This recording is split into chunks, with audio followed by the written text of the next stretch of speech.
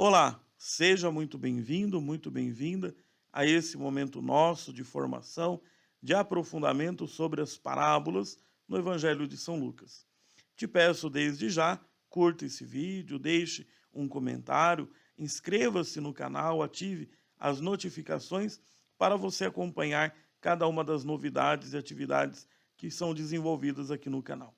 Também, se você quiser, vou deixar na descrição um link para um outro vídeo, que é uma aula sobre o conjunto dos evangelhos, o processo da redação dos evangelhos. Isso vai ajudar a aprofundar ainda mais o seu conhecimento nessa área bíblica do Novo Testamento. Caso você queira, você também pode se tornar membro do canal e ter acesso a vários outros cursos que já estão gravados e disponíveis para a área dos membros. Uma boa formação, Deus abençoe e até a próxima. O tema é sobre as parábolas, então dessa vez eu acredito que todo mundo se inscreveu diretamente no site. Assim foi bom porque você vê exatamente o que é o propósito do encontro. Então aqui a gente tem a figura de Jesus, está um pouco fashion, né, com esse cavanhaque dele aí, mas foi o que eu achei mais próximo um pouco da ideia. E que a gente esteja assim também ouvindo as palavras de Jesus para a gente também compreender um pouco mais sobre a nossa vida. E lá ficava claro, né, que o encontro dessa noite é sobre as parábolas e a gente vai olhar um pouco a interpretação, alguns detalhes de algumas parábolas. Porém, eu faço aqui para vocês o que seria o itinerário ideal, né? Então, o itinerário ideal seria a gente olhar esse processo da redação da pessoa de Jesus, da sua comunicação, do seu evangelho, da sua mensagem, da sua palavra, e depois o processo da redação dos evangelhos. Isso é um pouco mais demorado, então vai ter um link no PDF depois para vocês poderem assistir. Quem já fez o curso de Cristologia o ano passado ou esse ano, tem uma aula sobre isso, e é esse link que vai dar para vocês poderem olhar o conjunto, né? E aí também alguma coisa sobre o Evangelho de São Lucas, que a gente vai dar algumas ideias aqui nesse encontro. E hoje, especificamente, o que a gente quer fazer é justamente olhar o Evangelho de São Lucas, destacando as parábolas. Então, a gente começa praticamente do segundo ponto em diante. Então, esse aspecto aqui, quando vocês receberem o PDF, vocês vão poder clicar aqui nessa figura do YouTube e vão entrar nessa aula que traz todo esse panorama aí de Jesus, a sua mensagem e o processo da redação dos evangelhos. Para nós, essa noite, o que interessa é desse ponto 2 em diante. Então, como eu falei, diferente de outras vezes, caso vocês tenham necessidade, podem interromper na hora, tá? Para fazer uma pergunta, deixar um comentário de vocês, né? Então, essa interrupção vai ser muito bem-vinda. Se o áudio de vocês estiver ligado e tiver gente em casa, cachorro latindo, gato miando, alguma coisa, aí pode deixar fechado. Mas a hora que precisarem, podem abrir o áudio para fazer alguma pergunta. O Evangelho de São Lucas, a gente já sabe que ele é um pedaço, é uma parte de uma única obra, que ele começa como Evangelho de São Lucas, como a gente lê, e depois ele é Atos dos Apóstolos, né? No fundo, é uma obra que mostra de Jesus a Jerusalém, de Jesus em Nazaré até Jerusalém, e a igreja de Jerusalém até Roma, né? Então, é o caminho de Jesus, depois o caminho da igreja. Lucas como autor. Então, a gente sempre fala o Evangelho de São Lucas. Quem foi esse São Lucas? Qual era o número do RG dele? Qual que era o título de eleitor dele? Bom, isso a gente não vai conseguir identificar. O que acontece muitas vezes quando esses textos eram escritos, eles eram atribuídos a alguma pessoa que tivesse uma relevância para aquelas comunidades. E às vezes é difícil você identificar exatamente esse Lucas como aquele que foi secretário de Paulo. Então, Quem que dá essa primeira notícia? Então, na história dos estudos dos evangelhos, o primeiro é Santo Irineu de Leão. Ele fala de Lucas, esse secretário de Paulo, como autor do terceiro evangelho e Atos dos Apóstolos. Tem um monte de coisa que as pessoas levantam dúvidas. E quando elas levantam dúvidas, não é porque elas são maldosas, é porque elas querem entender. Por exemplo, se eu digo que Lucas foi o autor desse evangelho, sendo que ele era secretário de Paulo, aí você poderia se perguntar por que tem algumas coisas que para Paulo era um problema e que Lucas nem toca no assunto. Se ele era meio que discípulo, não ia estar correndo atrás também de defender as coisas que o mestre dele ensinava? Então, alguns vão falar, bom, pode ser que sim, mas pode ser que não. Quem disse que o discípulo ele vai tentar desenvolver 100% daquilo que era a linguagem, os temas principais do seu mestre. Então, pode ter sido esse Lucas, secretário de Paulo, e que na hora que ele redige a sua obra, ele também dá a sua contribuição. Então, eu digo sempre a vocês, o grande autor dos textos bíblicos é sempre o Espírito Santo e usa a gente como caneta, caneta que de vez em quando falha, caneta que a tinta às vezes se desmancha diante da água, usa a gente como autor também. Então não fiquem tropeçando nessas coisas. O que é importante a gente entender? Esse é um texto que foi escrito assim, pensando nos estrangeiros. Os estrangeiros, aqui eu digo, aqueles que são os de fora. Eu posso pensar cristãos que vieram do paganismo, então vieram de culturas helenistas e vêm conhecer o evangelho. Vocês vão ver que a genealogia, a gente não vão ver aqui comigo. Procurem depois o evangelho de Lucas, tá? Mas vocês vão ver que Lucas, quando apresenta a genealogia de Jesus, então, qual é a origem de Jesus? Ele remonta Jesus a Adão, enquanto Mateus faz a genealogia de Jesus partir de Abraão, pai da fé. Mas Abraão é o pai dos judeus, propriamente falando. Adão é o pai de toda a humanidade. Então, no Evangelho de Lucas, tem uma preocupação muito grande que haja uma linguagem que seja mais fácil de uma pessoa que veio do paganismo compreender o que é a vida cristã. Né? E aí é por isso que o Evangelho de São Lucas muitas vezes vai bater naquela tecla que os mais purinhos na fé não entendiam direito. E aqueles que eram mais bagunçadinhos na fé tinham algumas atitudes um pouco mais louváveis. A gente vai olhar uma das parábolas que mostra isso, mas o Evangelho de São Lucas, ele foi pensado em ser um texto que falasse ao coração dos de fora, dos estrangeiros.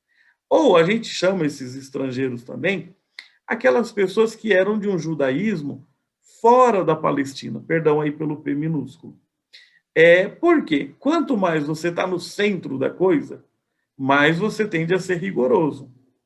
Quando você está longe da coisa, você começa a fazer algumas concessões e já não é tão exigente como alguém que está lá no centro da coisa. A gente poderia pensar em várias coisas. O que um judaísmo dentro da Palestina ele vai ser mais rigoroso do que o judaísmo fora da Palestina. Por exemplo, o preceito de visitar o templo. Alguém que mora a 50 quilômetros do templo consegue cumprir algumas obrigações indo ao templo. Quem mora 500 quilômetros distante, como é que cumpre isso com frequência? Então, é um texto que quer ser bastante acolhedor daqueles que têm uma experiência de fora. Gravem isso com vocês. Enquanto Mateus, por exemplo, é um texto pensado para aqueles cristãos que vinham de um judaísmo, conheciam as tradições, o texto do Evangelho de São Mateus é montado em 5 blocos, como se fosse o Pentateuco. Então, o Evangelho de São Lucas, ele tem essa característica de ser mais universal e mais abrangente. Com isso, não estou dizendo muita coisa, mas pelo menos já ajuda a gente a ter algumas ideias. Para quem depois for olhar no canal, no meu canal, né, tem ali alguns encontros que eu estava fazendo sobre o Evangelho de São Lucas. Então, também poderia ajudar a completar o que a gente está fazendo hoje. Qual que é a estrutura do Evangelho? Qual que é o esquema do Evangelho? Né? Aqui é importante a gente entender porque cada trecho que eu estou lendo, cada trecho que eu vou meditar, ele está em que pedaço da obra? Isso é bom porque ajuda a gente a contextualizar melhor as coisas. Então, eu tenho aqui, né, eu vou apenas ler, aí eu coloquei de onde foi que eu tirei, né, de um livro sobre o Evangelho de Lucas e os Atos dos Apóstolos. Então, alguém uma vez disse o seguinte, né, é que os evangelhos nada mais são do que o relato da paixão do Senhor, precedido por uma longa introdução. É como se tudo que a gente vai ler no Evangelho fosse: veja como esse homem morreu para dar a sua vida por nós, nos resgatar do mal, do pecado e da morte. E tudo que vem antes apenas quer preparar esse momento. Como é que esse homem aceitou sofrer tanto, aquilo que a gente testemunha para nos dar a fé? O Evangelho de Lucas, então, ele tem essa configuração. Então, eu posso chamar. A palavra prólogo é a mesma palavra que prefácio. Tá? Prólogo vem do grego, prefácio vem do latim. E quer dizer o quê? Primeiras palavras. Tem até uma piada que dizem, né, que o prefácio é aquilo que o autor escreve depois de concluir o livro e coloca antes da leitura do livro, e que os leitores não leem nem antes nem depois, né? Mas aqui no caso a gente está falando do prólogo do Evangelho de São João. Então, são aqueles primeiros versículos, São Lucas, perdão, em que ele diz que depois de ter visto que outros escreveram, ele também ter feito uma pesquisa adequada sobre a solidez desses ensinamentos, ele decidiu colocar, né, por escrito para o Teófilo, que é esse amigo de Deus, imagem de todo cristão, imagem da comunidade, aquilo que é o testemunho sobre Jesus. Depois você vai ter um trecho que são os relatos da infância.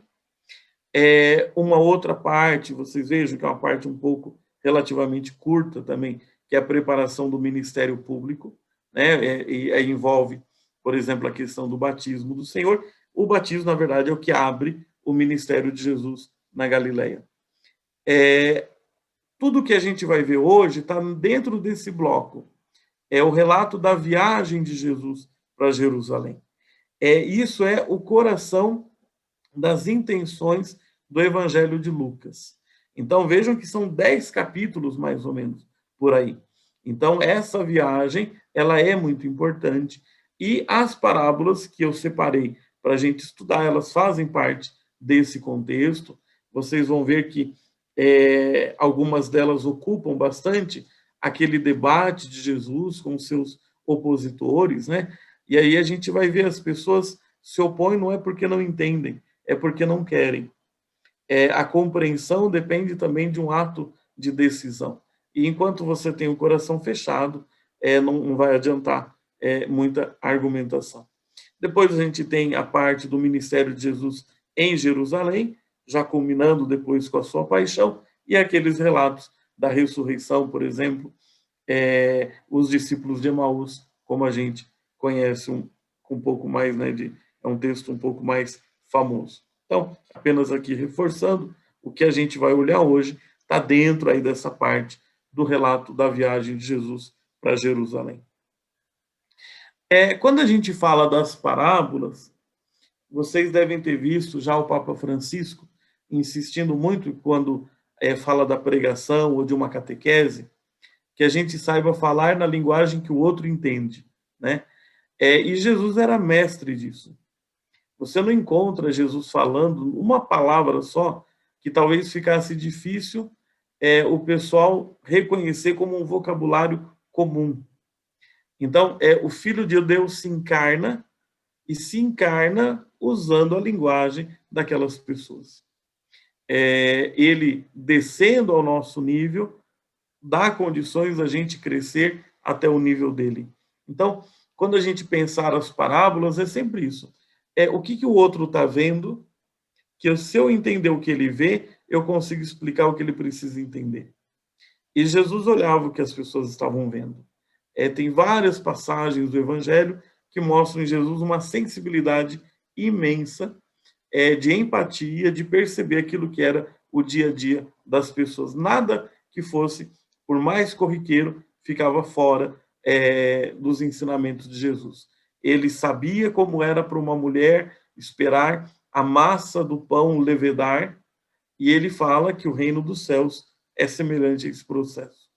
Ele sabia como era a jornada de um agricultor que fazia depender o seu sustento de uma semente que germinasse. Mas ele dizia, o semeador ele vai e dorme, enquanto ele dorme, vem a noite e vem o dia, e a semente se desenvolve por forças que ele mesmo não controla. Ele controla o semear, o desenvolver está nas mãos de outro, pensando as coisas do reino de Deus. Então, a gente vai, eu selecionei algumas para a gente conversar, e depois a gente pode conversar sobre outras, até mostro outras que fazem parte desse bloco, mas a ideia também não é afobar com tanta informação. Aqui é uma coisa que eu sempre coloco, então o pessoal que fez o curso de Cristologia já viu esse slide aqui, mas para que servem as parábolas? O que elas trazem para nós, né? Elas falam de Jesus, elas mostram, de alguma maneira, como é que Jesus reagia, como é que Jesus enxergava as coisas. A gente vai ver isso nas parábolas de misericórdia. Então, as parábolas, elas mostram a ação de Deus, como é que Deus age. Se nenhum, como chama, o pastor quer perder uma ovelha, mesmo tendo 99, se nem a dona de casa aceita perder uma moeda, sendo que ainda tem 9, se ninguém consegue ficar bem, se um filho não está bem com o pai, imagina Deus com os pecadores. Né? Então, o modo de Jesus falar, as suas parábolas revelam também aquilo que tem no coração dele. As parábolas, elas falam aquilo que de outra maneira não daria para explicar, porque não era só uma questão de entender, mas era de acolher. Então, quem não tiver boa vontade nunca vai conseguir se decidir pelas coisas de Deus. E depois, algumas parábolas, né, elas falam para quem não está querendo ouvir. Então, se Jesus já chegasse tocando na ferida, o pessoal iria se revoltar. Então, ele conta uma história, na hora que ele dá o arremate da história, o pessoal percebia que falava deles. E as parábolas, sempre essa ideia de tomar uma decisão. Né? Aqui a gente tem mais uma parábola de Lucas também, que é a ideia de se colocar em jogo. Tem algo para acontecer, o que eu faço com isso? Então, a gente vai entrar aqui em uma primeira parábola, a parábola que a gente chama do bom samaritano. A gente poderia dar vários nomes para ela, né? Eu acho que, para ficar mais agradável o encontro, a gente poderia fazer junto a leitura da parábola. Então, eu vou interromper aqui o compartilhamento. Então, olha que interessante, né? O contexto. A gente tem aí um debate com o legista, vocês podem entender que é o mestre da lei, mas na ideia daquele que é o grande conhecedor da palavra. Lembrem-se que o povo de Jesus não fazia distinção entre lei civil e lei religiosa, o Estado era uma coisa só. Né? E aí aparecem em cena, então, vários personagens. Né? Jesus, de um lado, debatendo com o legista. A gente já viu que é o grande contexto daquela viagem de Jesus da Galileia para Jerusalém. E aí Jesus conta essa história.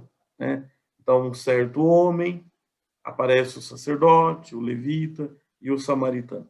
Quando a gente vai ler o evangelho, eu sempre sugiro que a gente use cores diferentes. Isso pode, por exemplo, ajudar a gente visualmente identificar alguns elementos que de outra maneira talvez ficaria um pouquinho mais difícil.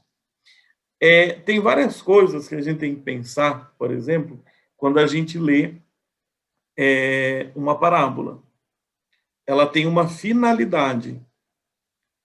Se você não usar aquela finalidade dela, você não vai entender a parábola e vai fazer ainda alguma interpretação que pode ser até perigosa. Então, a pergunta era, como é que a gente ama o próximo? Quem é o próximo? Por quem eu tenho obrigação de demonstrar amor? Tem elementos que a gente precisa entender. Então, Jesus já responde. Amor não é emoção, amor não é afeto propriamente falando. Amor é zelo, amor é cuidado. Então, naquele primeiro momento, quando esse certo homem ele sofreu violência e ficou jogado, quem foi que demonstrou por ele zelo ou cuidado? Então foi não o sacerdote ou o levita, mas foi o samaritano. A parábola não está aqui para você ficar constrangido, e aí eu digo como tem gente que, por não ler a parábola, fica sufocando a consciência dos outros, né? Então, de alguém que diz assim, tá vendo? Ó, você veio aqui para a igreja, se você não viu lá, no caminho seu, que tinha um morador de rua jogado na calçada, e você não parou para socorrer, você está aqui igual o sacerdote ou levita, né? Não é, a parábola ela não é para isso. A parábola é para a gente entender assim: se tiver alguém do meu lado e eu não consigo perceber a dor e o sofrimento dessa pessoa, eu ainda não estou amando o próximo. Nada impede de você imaginar que o sacerdote, por exemplo, ele tivesse tão preocupado com algum tipo de coisa que ele tinha que fazer que ele não conseguisse perceber a importância que ele deveria dar a esse homem caído. Então, cuidado com os níveis das interpretações que o texto traz, tá certo? Então, isso daqui é um primeiro ponto. Depois, o que vai contrastar? O sacerdote e o levita, que eram imagem de pessoas conhecedoras da palavra. Então, como é que alguém que conhece tanto a palavra não consegue ter zelo, ter cuidado por aquilo? Então, diz, o sacerdote viu e passou adiante. O levita viu e prosseguiu. Tem algum elemento aí que a gente poderia pensar. Esse certo homem, a indicação que a gente tem é que ele fosse judeu. Então, olha que estranho, mesmo ele sendo judeu, o sacerdote que se via como judeu não o reconheceu como um próximo. O levita, que também era judeu, olhando para esse homem caído, não viu nele um próximo. Quem são os samaritanos? Né? Os samaritanos, eles aparecem, num determinado momento, como um povo julgado de segunda índole, do ponto de vista espiritual, porque os samaritanos começaram a se casar com mulheres estrangeiras. Então, aquela combinação com as mulheres estrangeiras levavam os maridos, esse era o entendimento, a talvez cultuar o que não poderia ser cultuado, uma espécie de sincretismo religioso, como a gente falaria hoje.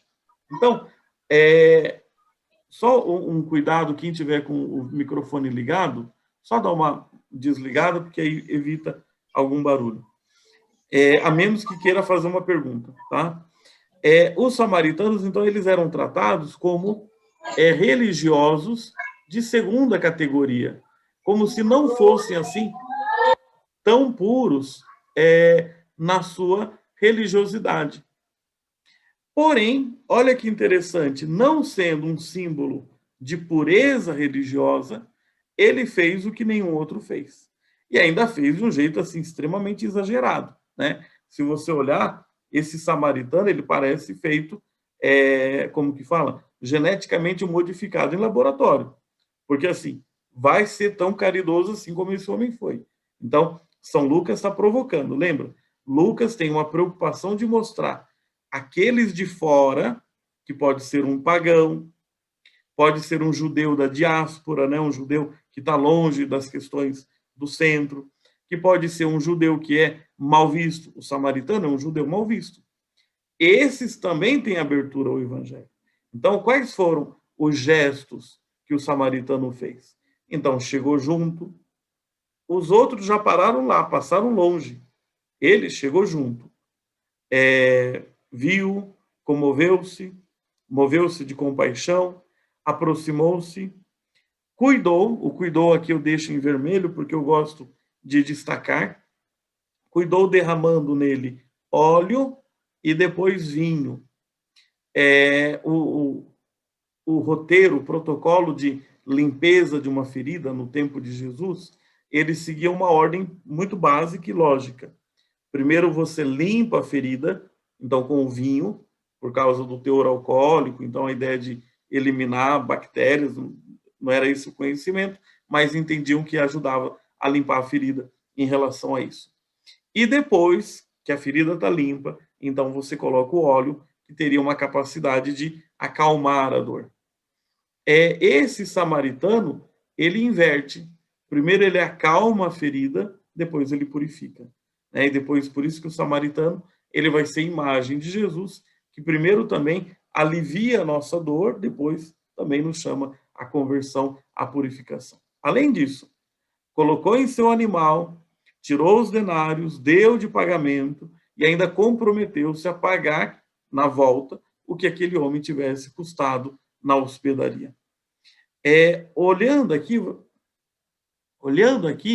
vocês percebem, por exemplo, como que é bastante desproporcional, né? Assim, a desatenção do levita, do sacerdote, a pressa deles, o passar adiante e, ao mesmo tempo, as ações do samaritano, certo? Então, quem soube amar? Quem soube amar foi aquele que soube cuidar. E por isso Jesus termina provocando, né, o legista. Então Jesus lhe disse, vai e faz você também o mesmo. Quer dizer, seja como um samaritano. Você dizer isso para um mestre da lei era bastante ofensivo. Aqui a gente vai entrar nas parábolas da misericórdia, em Lucas 15. Né? São parábolas um pouco mais longas, né, no caso a terceira, mas eu queria que vocês gravassem essa tabelinha. Então, o contexto dessas parábolas é fariseus e mestres da lei que tomavam chá de jatobom, então não precisavam de mais nada nem de Deus, já achavam que eram muito bons, começavam a murmurar porque Jesus era próximo dos pecadores. E aí Jesus vai contar 3 parábolas. Uma de um pastor que tinha 100 e perdeu uma, de uma dona de casa que tinha 10 moedas e perdeu uma, e de um pai que tinha 2 filhos e nenhum sabia conviver com ele. Esse é o caráter da surpresa. Aí vocês vão ver que as 2 primeiras parábolas terminam dizendo: no céu tem alegria. A segunda, no céu tem alegria. A terceira, não toca no assunto. Perguntando, você, querido fariseu, mestre da lei, vai dar essa alegria de você também saber acolher o seu irmão? Então a gente vai olhar um pouquinho essas parábolas. Eu vou fazer assim, porque aí se a gente for ler cada uma delas, eu acho que vai ocupar um pouco mais o tempo. Então a gente faz direto essas aí, depois se necessitar a gente volta em algum detalhe. Lembra que Jesus falando, usando parábolas, ele olha para aquilo que todo mundo enxerga. Ele sabe usar aquilo que é o recurso do dia a dia. Então, tem coisa no evangelho que não tem nenhuma necessidade de você ter um pensamento desenvolvido igual um santo, né? Basta você ter bom senso. Então, a parábola da ovelha perdida. Tinha lá um pastor, 100 ovelhas, perdeu uma e ele sai atrás dela até encontrar. Então, a primeira parábola, ela apela ao bom senso. Quer dizer, mesmo que uma ovelha parece quase nada diante de 99, ainda assim o pastor vai atrás dela até encontrar. Por quê? Porque a gente tem a tendência de sofrer com qualquer coisa que a gente perde, né? Eu lembro que essas coisas de dizer eu quero perder uns quilos, né? Eu digo aqui das minhas lutas particulares. Então o pessoal diz, não diz que você vai perder, porque a gente perde, a gente quer achar de novo, né? Porque a linguagem de perder não é boa. Olha como Jesus diz, pensa bem, até um pastor que tem 100 ovelhas, ele perde uma, ele corre para encontrar. Então, aqui é de bom senso, a gente não gosta de ficar sem aquilo que é nosso. Mesmo sendo uma questão de patrimônio, ou uma coisa assim, né, razoavelmente como uma ovelha. E aí a parábola tem uma conclusão. Haverá mais alegria no céu por um só pecador que se arrepende, do que por 99 justos que não precisam de arrependimento. Essa conclusão, ela recebe muitas interpretações, e eu digo assim, né? Tudo bem que alguns falam que isso pode ser um texto de Jesus, como se fosse uma certa ironia, né? Que não tem ninguém, que não precisa de arrependimento, né? Então, é verdade, pode ser sim uma bela de uma ironia, e Jesus querendo dizer que todo mundo precisa. Mas também eu posso pensar, né, que Jesus reconhecia a seriedade e o zelo dos fariseus. Há estudos que indicam que se Jesus não foi fariseu, pelo menos por um período, ele tinha muita conexão com os fariseus. E por isso os fariseus se irritavam tanto com Jesus, porque era um semelhante, era como se fosse uma espécie de uma decepção com Jesus. E Jesus conhecia a dedicação dos fariseus. Então, há um certo grau aqui que não precisa ser como chama, de ironia, mas a ideia de que quando você perdeu e reencontra, a sua alegria é muito maior. Tá certo? Mas tem várias linhas aí de interpretação. Depois, quando tem a moeda perdida, né? Aqui a imagem é de uma mulher que pode administrar os bens da sua casa. Então, não pense em moeda aí como um valor tão pequeno como seria para nós, né, em relação, sei lá, 10 moedas de R$ 1, por exemplo, é alguma outra coisa. Mas é justamente por isso, nessa proporção de 10 para 1, é que apela ao senso de economia. Quer dizer, se você tem, seja que um patrimônio ou um orçamento para uma semana, para um mês, perder 1/10 disso não vai te deixar aflito? Então, se você tem aflição, se você tiver que contar menos com coisas das quais você dispõe, e quando se trata de uma pessoa?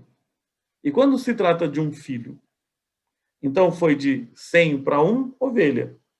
Mas agora, 10 para 1, de alguma coisa que tem a ver com o meu sustento de um período. Não vai me dar aflição eu poder contar menos? Lembra a ideia de perda? Né? Perder, para nós, sempre é uma coisa muito ruim. E aí, o Evangelho já não tem, na conclusão, aquela comparação que a gente tinha aqui. Então, só repete que haverá mais alegria por um só pecador que se arrepende. Não volta aqui. Haverá alegria diante de Deus por um só pecador que se arrepende do que por 9 que não precisam. Não, já que concentra na alegria, ninguém se perdeu. Tá certo? E aí, finalmente, a gente entra na parábola dos 2 filhos. A gente costuma falar do filho pródigo, né? Mas não é só o filho pródigo o problema. Os dois são um problema. Esse pai perdeu 2 filhos. Ou perdeu um com certeza e estava em caminho de perder um outro. Né? Aqui a gente tem várias coisas, essa parábola que eu não vou entrar em detalhe, né? Tem uma que quando eu falo, muita gente fica assustada, então eu falo dela para poder marcar esse encontro. O filho quer voltar para a casa do pai, não é por saudade, não é por consciência do seu pecado, não é porque ele percebeu a importância do pai na vida dele, nada disso. Só por um cálculo bastante prático, né? Até os servos do meu pai têm pão com fartura. Agora, o que está em jogo aqui? A lógica das anteriores era apelo ao bom senso, apelo ao senso de economia, aqui, apelo ao afeto paterno. Então, se alguém, um fariseu que estiver escutando Jesus, um mestre da lei que estiver escutando Jesus, como é que você fica quando os seus filhos não ficam na sua presença? E aqui a presença não é a presença geográfica, você sente que o seu filho não está em comunhão com você. Você fica bem? Se perdendo uma ovelha, você já não fica bem. Perdendo uma moeda, você já fica preocupado. Um filho que não corresponda ao que você tem por eles de amor, de afeto, de projeto, como é que você fica? Então, aqui a gente tem o filho mais novo, que representa todo mundo que quer construir uma liberdade como ruptura. O que é isso? Não, para eu ter a vida que eu quero ter, eu quero que o mundo se lasque. Né? Perdão pela expressão. Essa é a liberdade que põe a vida a se perder. Então, é a imagem do filho que quer construir uma vida longe da casa do pai. O pai me atrapalha, o pai é para mim restrição. Eu quero uma vida longe desse pai. Por outro lado, o filho mais velho não se vê como filho. Então, há tantos anos eu te sirvo, você nunca me deu um cabrito. Mas ele também nunca teve iniciativa de pegar um cabrito e comemorar com os amigos dele. Quer dizer, é uma conexão com o pai que não existe. Ele não vive como filho.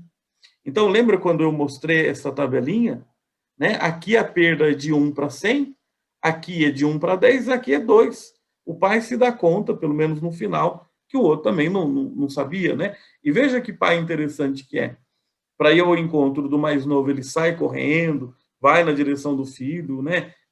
Beija, abraça o filho e tudo mais. E para falar com o mais velho, ele sai da festa. Então, é um pai que está sempre saindo, como o pastor que foi atrás da ovelha tem que encontrar, como a mulher que foi atrás da moeda dela tem que encontrar, varrendo a casa e mexendo em tudo. Aí aqui é justamente, a conclusão não tem. Enquanto nas outras parábolas elas terminam com essa conclusão, a primeira comparativa, haverá mais alegria no céu por um só pecador que se arrepende do que por 99 justos que não precisam de arrependimento. A segunda, a alegria diante dos anjos por um só pecador que se arrepende. Aqui fica uma pergunta. Vocês vão conseguir experimentar essa alegria por um pai que recupera 2 filhos numa festa só? Jesus, conversando com as prostitutas, com os pecadores públicos, com os publicanos, Jesus é esse pai fazendo festa com os filhos que retornam. Você, fariseu, mestre da lei, vai conseguir entrar nessa festa com a gente? Então, fariseus e mestres da lei, de ontem e de hoje, serão capazes de compreender que a alegria do pastor, da mulher e do pai são espelho da alegria de Deus? É aqui uma grande provocação. E veja, essas parábolas estão no caminho de Jesus indo para a sua cruz. Quando Jesus estiver morrendo, das suas últimas palavras, Pai, perdoa-lhes, porque não sabem o que fazem. Porque são ovelhas que se perdem, são moeda que se desencontram, são filhos que não sabem conviver com o Pai. Daqui a gente vai chegando à última que eu planejei, mas depois a gente vai poder olhar outras no nosso momento de partilha. Aqui, o contexto dela é aquele momento em que Jesus está instruindo, em razão daquelas pessoas que faziam esforços, né? Levavam a sério a sua vida de fé, mas desprezavam os outros. Então, faça todo o esforço, né? Viva a sua vida cristã com o máximo de seriedade, mas cuidado para não desprezar os outros. Isso pode ser muito ruim. Então, nessa parábola, 2 homens sobem ao templo para rezar, né? E olha que interessante, o templo é o lugar do encontro com Deus. Um era fariseu, então todo ligado à conexão da palavra, ao respeito da lei, o outro era publicano. O que é um publicano? É um cobrador de impostos. Para nós, o cobrador de impostos, sei lá, um fiscal ou qualquer coisa desse tipo, ele é um concursado público, ele é um funcionário do governo, então você tem aí uma legitimidade. Mas a gente é um país livre. Para o povo de Jesus, o que é um publicano? É alguém que está lá representando a força do Império Romano, que é um poder opressor na própria terra, que tinha a responsabilidade de cobrar imposto, mas precisava cobrar um pouco mais. Então, quando você cobra mais, você está roubando, né? Por várias situações, porque poderia não atingir a meta daquela quantidade de imposto que deveria entregar, precisava tirar o seu salário e o salário dos seus subalternos, né? Assim como a gente diria, os seus funcionários, e ainda podia ter o problema da ambição também, né? E como eles tinham o apoio do exército para fazer valer a força deles, então podiam ser pessoas muito violentas. Então você tem, de um lado, um fariseu extremamente rigoroso em conhecer e praticar a lei, por outro lado, um ladrão oficial. Se a lei exigia devolver o que roubou, como é que uma pessoa trabalhando nisso a vida inteira poderia devolver?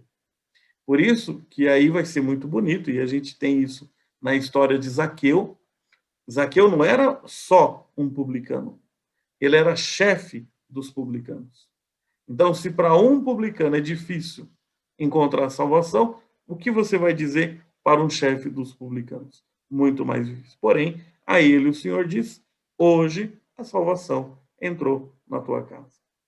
Então, vamos comparar um pouco a oração do fariseu e a oração meu pai do céu, eu errei aqui. E a do publicano. Então, deixa eu pegar aqui para eu não fazer confusão na hora da leitura. Então, o fariseu rezava de pé, interiormente, deste modo: ó Deus, eu te dou graças porque não sou como o resto dos homens, ladrões, injustos, adúlteros, nem como este publicano. Jejuo 2 vezes por semana, pago o dízimo de todos os meus rendimentos. Enquanto que o publicano rezava à distância, nem sequer ousava levantar os olhos para o céu, mas batia no peito, dizendo: meu Deus, tem piedade de mim. E aí Jesus vai dizer: esse último voltou para casa justificado, enquanto que o primeiro, o fariseu, não. Qual que é a conclusão? Todo que se exalta será humilhado, e quem se humilha será exaltado. Tem outras parábolas aqui que fazem parte desse contexto da viagem. Valeria a pena a gente depois olhar, e agora na partilha a gente pode mexer com essas parábolas, não tem nenhum problema, ou alguma outra também, tá? No PDF que vocês vão receber, tem aí também a divulgação do canal,